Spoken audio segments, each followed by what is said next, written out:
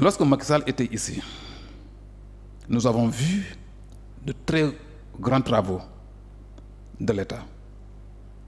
BRT baa ngi ne TER baa ngi ne, n'est-ce pas? Moi à Sédhiou les routes. yow ay réalisation ngay wax de. N'est-ce pas? bilan ngay dressé. Non, un régime faluñu dañu la fal président de la République dans nos pays africains, même aux États-Unis, même en Afrique, c'est-à-dire en France, en Europe, c'est pour faire des réalisations. Amul benn réew ñu fal la en tant que président de la République ce qu'on attend de toi ngay def ay réalisations. D'accord. Question les réalisations sur le plan des infrastructures, sur le plan de financier et sur tous les domaines, éducation, santé, transport, lépp environnement. Maintenant, nous, en tant qu'observateurs et en tant qu'individu qui sent les choses, soo demee au niveau de la santé, moi j'étais PCA d'un hôpital de niveau 1, un hôpital que j'ai trouvé mënul fay ay salaire ay liggéeykatam. Dafa am benn entrepreneur koo xamante ne sama xarit la mi ngi tudd Anama Diop moo daan fay et l'hôpital se débrouillait pour rembourser. Bi ma ñëwee nekk PCA loolu c'est par rapport au conseil du président de la République Macky Sall moo ma ne demal nga nekk président conseil départemental nga jàppale ma nga redresser ma hôpital régional parce que xam naa la maa la formé comprendre nga. Les directeurs de ces hôpitaux ils sont vivants. J'ai eu à travailler avec 3 d'entre eux, ils sont vivants. Mën nga leen laaj. En 3 ans nous avons réussi à ne plus nous endetter pour payer les salaires. Et c'est l'hôpital qui paye ces salaires. Et l'engagement du président de la République, c'était de construire un hôpital de niveau 2 à Sédhiou, qui n'a jamais existé. Amna, de dernière génération. Donc, moi-même, en tant que PCA de l'ARD, l'ARD, c'est l'Agence régionale de développement qui regroupe toutes les communes de la région de Sédhiou et tous les 3 départements de la région. Vous comprenez? J'ai eu à signer des constructions de collèges et des écoles élémentaires clés en main personnellement. D'accord, c'est normal. Plus de vous comprenez. Réaliser. Donc Mais du financement, non, c'est-à-dire vous me dites de donner des appréciations. Non, je pas appréciation qui réalisation. Macky Sall, le bilan matériel. Non, le bilan matériel. Oui. Vous avez écouté la population. Non, le bilan matériel, on en disconvient pas. Là où Macky Sall a été sanctionné. Oui. Bilan moral. Immatériel. Mais laaj bi mi ngi jëmoon ci gestion sobre et vertueuse bi ngeen ñu digoon bi ngeen di yegsi au pouvoir en 2012. ndax en 2024 bi ngeen di dem yow gëm nga ne gestion sobre et vertueuse boobu moom ngeen doxal sincèrement, c'est ça la question.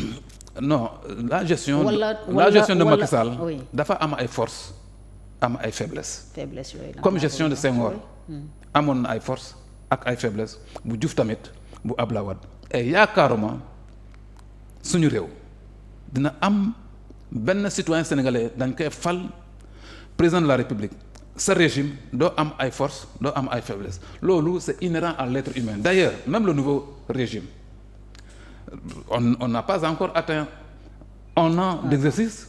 Vous entendez quelques manquements. Est-ce que dëgg la wala dëgg par exemple laser ak ONAS. am nga déjà ONAS c'est le directeur en question qui s'est exprimé devant les Sénégalais mu nettali lu ñëpp dégg. waaw déjà. xam nga loolu ay faiblesse mais yow su ma toppee sa raisonnement honorable dafa mel ni da nga bëgg a légaliser yenn faute de gestion yi wala wax ne loolu je ne légalise et pourtant ñi fi nekk tey jub-jubal jubbanti la ñu woote kon su ma la déggee le jub-jubal jubbanti à tous les niveaux n'est pas possible. Non, si c'est possible mais de manière totale mënul nekk puisque xam nga le président de la République mun na jub premier ministre mun na jub mais est-ce que tous les fonctionnaires qui sont mun nañu topp ñëpp maintenant tout le monde reconnaît dans ce pays nee naa la gestion de Macky il y a des forces et des faiblesses. C'est vrai. Il y a des faiblesses qui sont pardonnables, il y a d'autres qui sont condamnables. Comprendre comme ce régime aussi aura des forces et des faiblesses. D'accord. Des faiblesses qui ne sont pas condamnables et des faiblesses qui seront condamnable par la justice et que la justice fasse le travail. Mais ce que maintenant je demande, ce que je demande au régime, de ne pas s'interférer dans les activités judiciaires. Vous comprenez? Il y a certaines communications, il faut les éviter.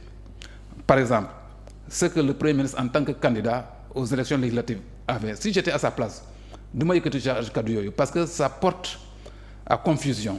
C'était le cas lorsque Macky dit il y a des rapports sur lesquels je mets ma coude. C'est des communications, des erreurs de communication. Mais impunité boobu tey gëm nañu ne moo ñu indi ci lu bëree bëri fi ñu toll parce que bëri na ay fautes de gestion yoo xam ne yéen seen régime moo ko waroon a corriger. Mais c'est parce ça. que ñi ñuy commencé topp yépp d'ailleurs dinañu ñëw léegi ci reddition des comptes bi.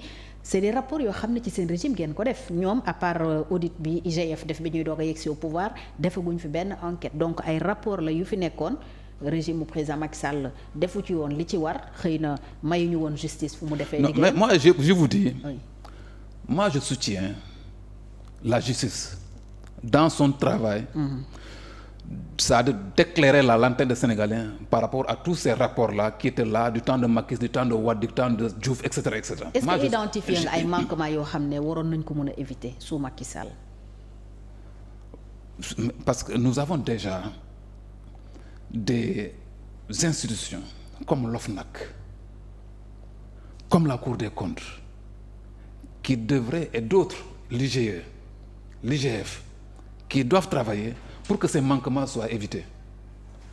Mais l'être humain, toujours il y a des gens qui ils contournent la loi pour y aller.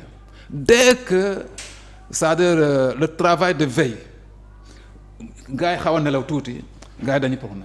Mais est-ce que ce n'est même pas l'ancien président qui faisait entrave à ces institutions-là yi ngay wax parce qu'on se rappelle de sa brouille avec Nafi Ngom Keïta bi nekkoon. Non, je ne peux pas le dire. C'est vrai.